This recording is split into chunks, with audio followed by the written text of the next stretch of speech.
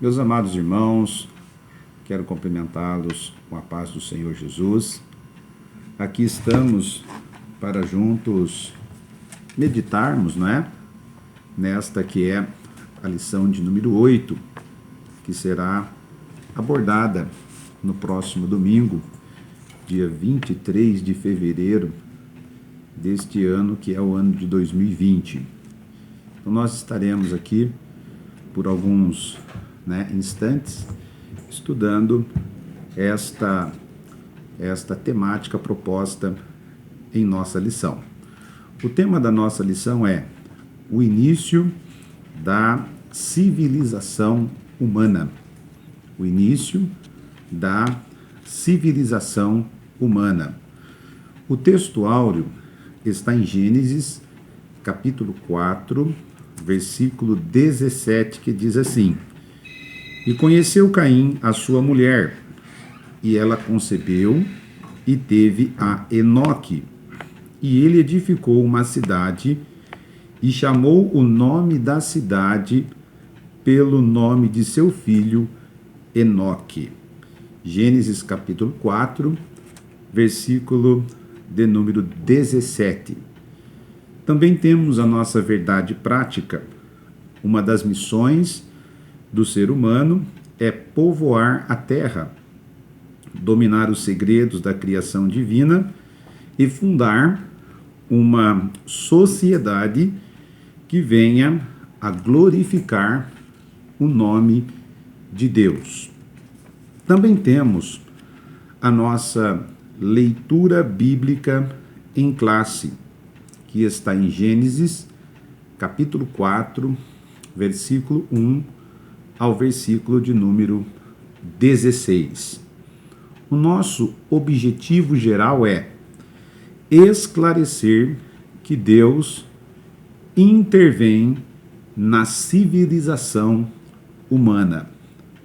Também temos os nossos objetivos específicos, que são 3. Primeiro, conceituar a origem da civilização humana. Segundo, correlacionar civilização e conflito. E terceiro, demonstrar o Deus que intervém na civilização, ok? Então, estes são os objetivos específicos da nossa lição de hoje.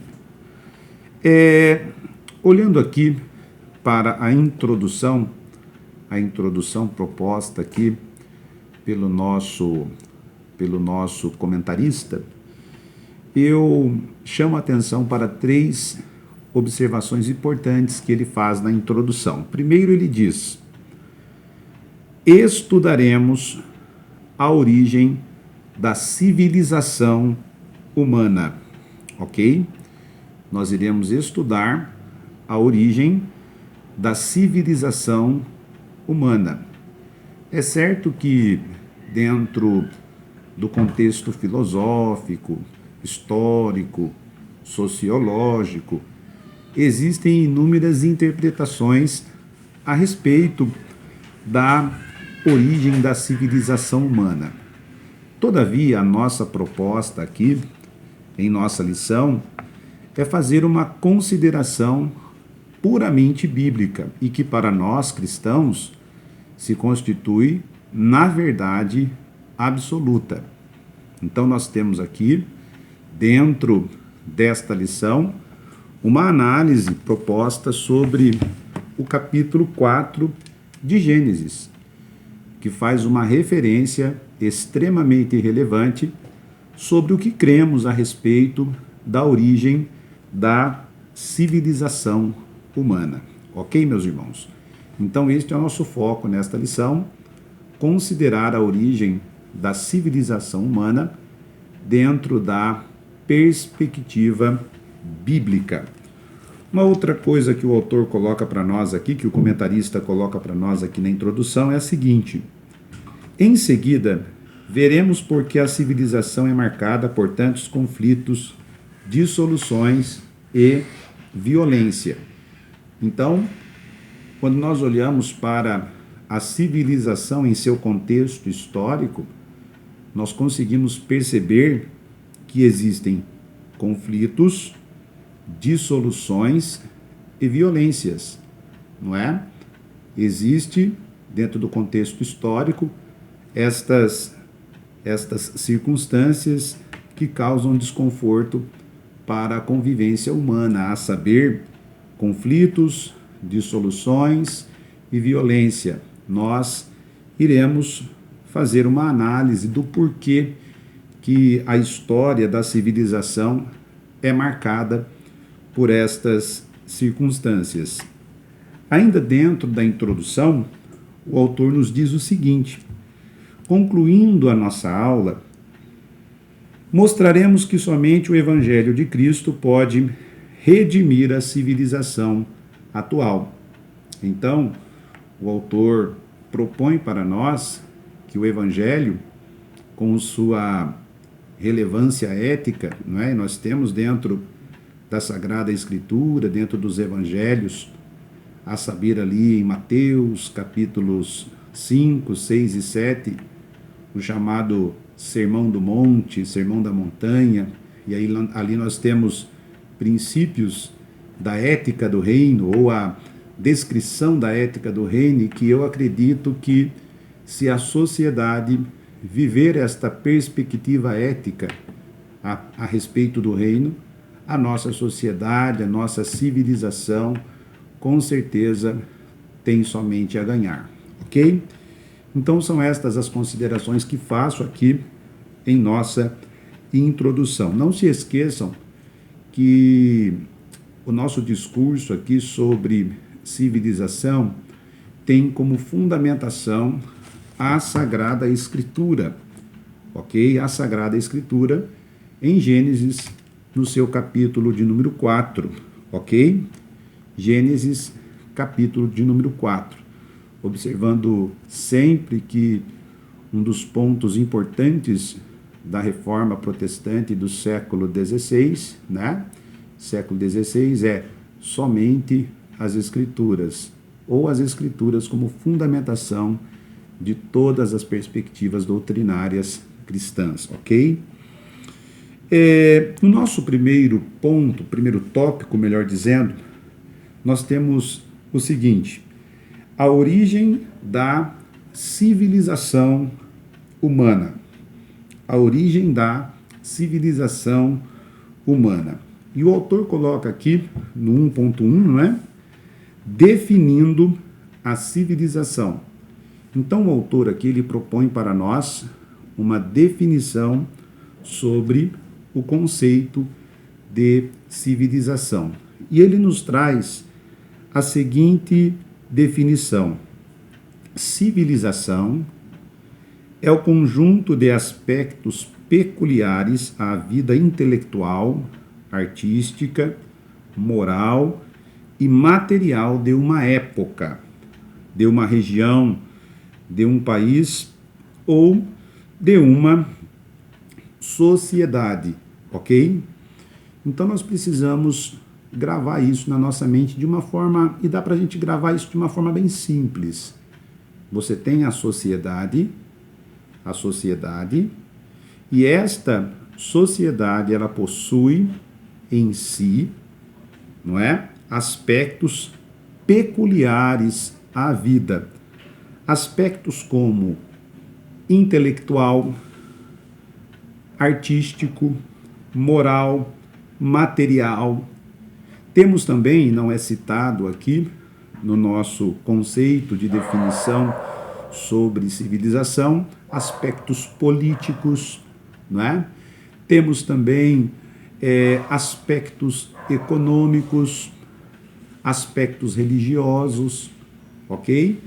Então, em uma sociedade onde você tem a presença destes importantes aspectos, você tem ali uma civilização. Então, a civilização basicamente seria esta sociedade, a sociedade que possui estes importantes aspectos, ok? intelectual, artístico, político, econômico, religioso, ok? E assim por diante. Certo, gente? Uma outra coisa que o autor coloca para nós aqui, ainda neste contexto de definição de conceito, é uma pergunta. Se Adão não tivesse pecado, haveria civilização? Sim, haveria civilização, com certeza. A civilização, ela existiria, só que ela existiria em um estado, não é? Em um estado perfeito, em um estado, esse estado seria um estado brilhante e proveitoso, como diz o nosso comentarista. Seria um estado, não é? Ou melhor, seria uma civilização onde os membros desta civilização, o povo que compõe esta civilização, iria ser totalmente submisso à vontade de Deus. Agora imaginem, uma civilização submissa à vontade de Deus, plenamente submissa à vontade de Deus. Com certeza seria bem positivo, seria uma bênção para todos os povos, ok? Mas temos também aqui o 1.2, e o autor coloca para nós o casamento como base da civilização. Então nós temos aqui a presença do casamento como base da civilização. E o autor diz: a civilização humana teve início quando Adão recebeu Eva como esposa. E nós temos aqui em Gênesis capítulo 2, versículo 22, a seguinte narrativa bíblica: e da costela que o Senhor Deus tomou do homem, formou uma mulher e trouxe-a a Adão. Verso 23, e disse Adão: esta é agora osso dos meus ossos e carne da minha carne. Esta será chamada varoa, porquanto do varão foi tomada. Portanto, deixará o varão o seu pai e a sua mãe, e apegar-se-á à sua mulher, e serão ambos uma carne. E serão ambos uma carne. Temos aqui a ideia de uma carne sendo instituída por Deus. Diante disso, nós temos aqui o advento do casamento. O casamento sendo promovido por Deus. Interessante, pois acreditamos, e como eu disse aqui no início, a história da civilização, não é? A história desta sociedade que estamos analisando, ela tem como fundamentação Gênesis capítulo 4. Todavia, não podemos nos esquecer que antes de uma civilização formada em Gênesis capítulo 4, em Gênesis capítulo 2, nós temos o advento do casamento, ok? É importante entendermos, e nós estamos, vale a pena lembrar, fazendo observações importantes, considerando a nossa perspectiva cristã, que para nós é a verdade absoluta, ok? Nós consideramos que o casamento, ele gera a família, e a família gera o povo que compõe o Estado. Grave isto. Nós temos o casamento gera a família, e a família gera o povo, que compõe o Estado, e o Estado em si é a formação de uma civilização, ok? Não existe civilização sem a presença de um povo, e este povo é resultado da formação de uma família, e esta família que gerou o povo é resultado do casamento, ok, gente? Então, é importante também fazermos esta consideração, não é? Só para relembrar aqui, nós iniciamos aqui no 1.1 falando sobre a definição de civilização e eu acredito que para o professor seria relevante também considerar o conceito de seus alunos a respeito do significado de civilização, até mesmo para conseguirmos construir uma ideia. E aqui, neste 1.2, o casamento como base da civilização, poderíamos também elaborar perguntas como, por exemplo, como vocês, alunos, estão enxergando hoje a realidade do casamento em nossa sociedade? Como a nossa sociedade conseguirá sobreviver sem a presença do casamento que gera a família? Como a família está sendo observada na sociedade e assim por diante. Quais serão os rumos da nossa civilização diante da desvalorização do casamento, da família, ok? São questões que podem despertar a mente dos nossos alunos para a participação deste tema tão importante que é a origem da civilização humana. Aqui no ponto 3, 1.3, né, o autor coloca assim: a subsistência da civilização. A Bíblia Sagrada apresenta o trabalho não como um fim em si mesmo, mas como um meio à subsistência humana. Então, o autor agora está colocando para nós que o trabalho ele é extremamente importante dentro do processo de construção ou da realidade de uma civilização. O trabalho ele é extremamente importante. Importante para quê? Importante para a promoção da subsistência humana. Uma coisa interessante, nós temos aqui no Salmo de número 128, Salmo de número 128, em seu verso de número 2, que acredito valer a pena considerar.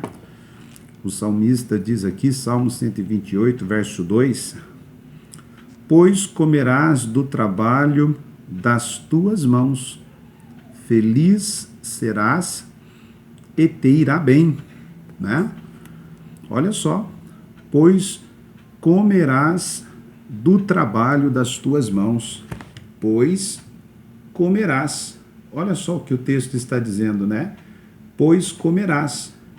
A ideia de comer aqui nos fala sobre o suprimento de uma necessidade básica da vida. E nós temos também que olhar para a nossa sociedade, uma civilização, não é? Que a cada dia está mais aí envolvida com a questão do capitalismo, né? O capitalismo. E o capitalismo ele é bom em certos pontos, mas em certos pontos também ele é negativo, quando ele nos convida a vivermos uma vida em detrimento do trabalho para a busca pelo lucro, e diante disso a gente vive uma vida de culto ao trabalho. Encaramos o trabalho como um fim e não como um meio para a nossa subsistência, ok? E nós acreditamos pela palavra que o trabalho ele deve ocupar uma função importante na nossa vida, sendo que a sua perspectiva principal deve ser a nossa subsistência, deve ser o comer, o vestir, o beber, para que possamos viver com dignidade em uma sociedade, certo, gente? Mas temos que tomar cuidado diante dos apelos capitalistas que permeiam as nossas ideias, a nossa mente nos dias de hoje, nos tornando escravos do trabalho e nos fazendo esquecer que a maior riqueza que podemos ter, né? Aqui no Salmo 128, que eu acho isso extraordinário, é ter a nossa família ao nosso lado quando ele diz: a tua mulher será como a videira frutífera dos lados da tua casa e os teus filhos como as plantas de oliveira à roda da tua mesa. Só podemos vivenciar a bênção do Salmo 128, verso 3, se considerarmos aquilo que está no Salmo 128, verso 2. Devemos trabalhar pela nossa subsistência, mas não devemos cultuar ao trabalho e viver uma vida encontrando na presença do trabalho um fim para todas as coisas, ok? Uma outra coisa importante que o autor coloca para nós aqui, ainda dentro desta questão da subsistência da civilização, é a seguinte: após a queda, o trabalho humano tornou-se um enfado. Uma coisa importante que a gente precisa observar aqui com atenção é que Adão, antes da queda, ele já desenvolvia atividades de trabalho. Ele já trabalhava, ele já tinha responsabilidades com a terra, ele já tinha compromissos com a terra, compromissos que estavam vinculados à ideia do trabalho. Isso fica bem claro para nós em Gênesis capítulo 1, versículos 26 ao 28. Isso fica bem claro para nós ali, quando diz a palavra: e disse Deus, façamos o homem à nossa imagem, conforme a nossa semelhança, e domine. Qual função do trabalho de Adão? Dominar sobre os peixes do mar, e sobre as aves dos céus, e sobre o gado, e sobre toda a terra, e sobre todo réptil que se move sobre a terra. E criou Deus o homem à sua imagem, a imagem de Deus o criou, macho e fêmea os criou, e Deus os abençoou, e Deus lhes disse: frutificai, multiplicai-vos, e enchei a terra, e sujeitai-a, e dominai-a, dominai sobre os peixes do mar, sobre as aves do céu e sobre todo animal que se move sobre a terra. Existia uma atividade exercida por Adão, uma atividade, um trabalho desenvolvido por Adão no Éden. Todavia, após a queda de Adão, a queda do homem, esse trabalho, que era até certo ponto uma fonte de prazer para o homem, torna-se agora uma fonte de enfado. Erram aqueles que pensam que o trabalho passa a existir como punição por causa da queda do homem. Não. Antes da queda do homem, o homem já trabalhava no Éden. Após a queda, o que temos é a perca pelo prazer da atividade do trabalho, ok? Agora vamos aqui rapidamente para civilização e conflito. Civilização e conflito, ok? Que é o tópico 2, né? Civilização e conflito. O autor diz aqui: observemos agora como a inveja, o homicídio, a poligamia e a desordem social marcaram a civilização humana desde o início. Percebam que a civilização humana pós-queda é uma civilização que socialmente será desestabilizada. Será uma civilização que enfrentará desordem moral, que enfrentará dificuldades éticas, ok? Então isto fica bem claro dentro da ideia de civilização pós-queda. Lembremos aquilo que foi perguntado aqui no primeiro ponto, né? Se Adão não tivesse pecado, haveria civilização? Sim, haveria civilização, mas uma civilização brilhante, uma civilização ordenada, uma civilização com a ética do reino, uma civilização equilibrada, coerente, não é? Porque essa civilização estaria submissa à vontade e aos princípios de Deus. Todavia, por causa da queda, esta civilização passou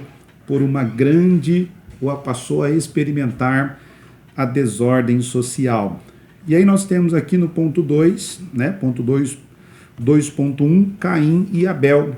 Nós temos aqui, dentro do contexto de Caim e Abel, em Gênesis capítulo 4, versículo 2, diz assim: e teve mais a seu irmão Abel, e Abel foi pastor de ovelhas. Então nós temos aqui pastor de ovelhas, Abel pastor de ovelhas, ou seja, um pecuarista. E Caim foi lavrador da terra. Caim foi lavrador da terra. Nós temos aqui agricultor. Então nós temos aqui, dentro do cenário da primeira civilização, estas duas importantes atividades econômicas, a pecuária e a agricultura. Todavia, o que nós temos aqui entre Caim e Abel é um sentimento de inveja de Caim para com Abel. Então percebam que a primeira civilização já está experimentando o mal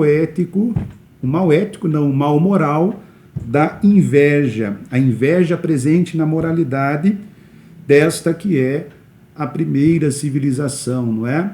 Aí no capítulo 4 de Gênesis. E esta inveja, ela gerou a disposição em Caim de ceifar a vida de seu irmão Abel. Olha só, cumpre-se aquilo que a própria Bíblia diz: um abismo chama outro abismo. Me parece aqui que a inveja, que é um abismo, chamou o homicídio, que é um outro abismo.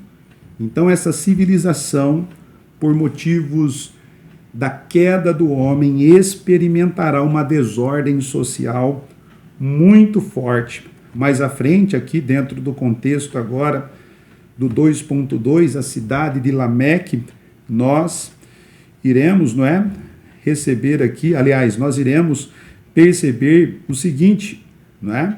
A cidade de Lameque, Enoque, foi o nome da primeira cidade fundada na terra, estabelecida por Caim. E o autor diz aqui: foi marcada pela violência e pela banalidade quanto à vida humana. Tanto é que Lameque, um dos netos de Caim, matou 2 homens por motivos fúteis. Por motivos fúteis. E isso fica claro para nós em Gênesis capítulo 4, versículos 23 e 24, que diz assim: e disse Lameque às suas mulheres, olha só a presença da poligamia, Ada e Zila. Ada e Zila eram mulheres de Lameque. Aqui já nós não temos necessariamente, não é, uma obediência àquilo que foi instituído por Deus no sentido de relação conjugal. Porque na relação conjugal instituída por Deus, nós temos um Adão para uma Eva. Agora aqui, este cidadão chamado Lameque, ele possui já 2 mulheres, a presença da poligamia, não é? Desta relação entre um homem e mais de uma mulher. Ada e Zila ele tinha. E este homem chamado Lameque, ele diz a Bíblia, não é? Ouvi a minha voz, vós, mulheres de Lameque, escutai meu dito, porque eu matei um varão por me ferir e um mancebo por me pisar. Porque 7 vezes Caim será vingado, mas Lameque 70 vezes 7. Ele diz aqui no verso 23, matei um varão por me ferir e um mancebo por me pisar. Eu estou utilizando aqui a Bíblia de versão corrigida, mas tem uma Bíblia chamada Bíblia Viva, e a Bíblia Viva, ela utiliza a seguinte linguagem: porque eu matei um varão só porque me feriu. Olha só porque me pisou. Ou seja, ele matou alguém apenas por uma simples ferida e um simples pisar, quem sabe aí no próprio pé, não é? Então olha só a vida sendo tratada com desvalorização. Então, a civilização pós-queda, não é? Ela vai experimentar uma desordem social muito intensa. E isto fica bem claro para nós dentro da história humana, não muito longe, basta olhar para o século XX, onde tivemos aí a Primeira Guerra Mundial, tivemos também a Segunda Guerra Mundial de 1939 a 1945, onde a Alemanha nazista ceifou vidas de milhares de judeus e milhares de pessoas. Temos também aí, após a Segunda Guerra Mundial, temos a chamada Guerra Fria entre a União Soviética e Estados Unidos e assim por diante, a violência presente em nossa sociedade. Nos dias atuais, a banalidade do mal, o mal sendo tratado como coisa banal, a vida da pessoa humana sendo desvalorizada e assim por diante. São as desordens sociais que envolvem a civilização. Temos também aqui a questão da tecnologia, e o autor diz assim para nós, na tecnologia aqui, a civilização caimita, instalada na cidade de Enoque, experimentou um grande processo tecnológico, econômico e artístico. Havia ali fabricantes de tendas, criadores de gado, metalúrgicos e músicos. Isso fica bem claro para nós em Gênesis capítulo 4, do versículo 20 ao 22. Então nós temos ali já um cenário de desenvolvimento tecnológico, a tecnologia já experimentando o seu desenvolvimento. Todavia, nós temos um problema nesse contexto do desenvolvimento tecnológico, não é? Nós temos aqui a junção dos descendentes de Sete com os descendentes de Caim, que irão gerar a civilização violenta a qual Noé, no capítulo 6, está inserido. O autor coloca para nós aqui que esse desenvolvimento tecnológico realizado pela civilização caimita trouxe ou atraiu os descendentes de Sete, né? Então nós temos aí o desenvolvimento tecnológico, nós temos as pessoas, quem sabe, em uma péssima administração deste desenvolvimento tecnológico, que, ao meu ver, a tecnologia sempre será positiva. O grande erro está na má administração das pessoas que estão por trás da tecnologia. Pois bem, no tópico 3, e o último tópico nosso, o Deus que intervém na civilização. Nós temos aqui no 3.1 o autor dizendo a intervenção na biografia de cada homem. A biografia aqui nos traz a ideia de vida, uma intervenção de Deus na vida de cada homem. Ele nos dá o exemplo de Adão, Caim e Enoque, ok? Temos a intervenção de Deus também na história da civilização. Olha só o que o autor nos diz. Deus interveio diretamente na civilização por ocasião do dilúvio e da Torre de Babel. São dois acontecimentos que envolveram duas civilizações, dois momentos históricos onde Deus teve mesmo que intervir. E ele coloca aqui que Deus também ele intervém por intermédio de reinos e impérios a fim de impor a sua vontade soberana aos rebeldes e apóstatas. E aqui nós temos uma referência ao contexto histórico da nação judaica, não é? Nós temos, por exemplo, no ano 722 a.C., a nação judaica sendo punida por Deus através do cativeiro imposto pelo Império Assírio. E nós temos também a nação de Judá no ano 606, 597 e 586, sofrendo as invasões babilônicas impostas por Nabucodonosor, pois aquela nação estava fugindo dos seus propósitos e ele intervém na história do seu povo para tentar atrair o seu povo para a sua vontade, ok? Deus assim interveio na história. Também temos aqui no 3.3, Jesus Cristo, a única esperança para a civilização humana. Diz o autor, na grande comissão somos instados a evangelizar até os confins da terra. pois o Evangelho de Cristo redime tanto pessoas como povos e civilizações. Chegará o dia em que toda a terra encher-se-á do conhecimento do Senhor. A única solução para a desordem social de nossa civilização está no Evangelho, está em Cristo Jesus. Só poderemos ter uma sociedade melhor, só poderemos ter uma civilização ordenadamente no sentido social e em vários sentidos, se nos rendermos ao nosso Senhor e Salvador Jesus Cristo e reconhecemos o valor de sua ética, nos submetermos à palavra de Deus, que é a via que pode ordenar uma sociedade, ok? E a conclusão nos diz assim: a única esperança para a civilização humana é o Evangelho de Cristo. Por essa razão, proclamemos a palavra de Deus a tempo e a fora de tempo, para que não venhamos a ser destruídos. Além do mais, o Senhor Jesus constrange-nos a salgar e a iluminar a nossa geração através de um testemunho eficaz. Somente a Igreja de Cristo tem as propriedades do sal e da luz. Que o nome de Cristo seja glorificado, seja exaltado. Que venhamos como igreja assumirmos o nosso papel de influenciadores, sendo sal, sendo luz, que esta sociedade possa melhorar socialmente através do Evangelho pregado, ensinado, compartilhado por todos aqueles que são discípulos de Jesus. Que a bênção do Senhor continue sendo ordenada sobre a sua vida e sua família, em nome de Jesus. Amém.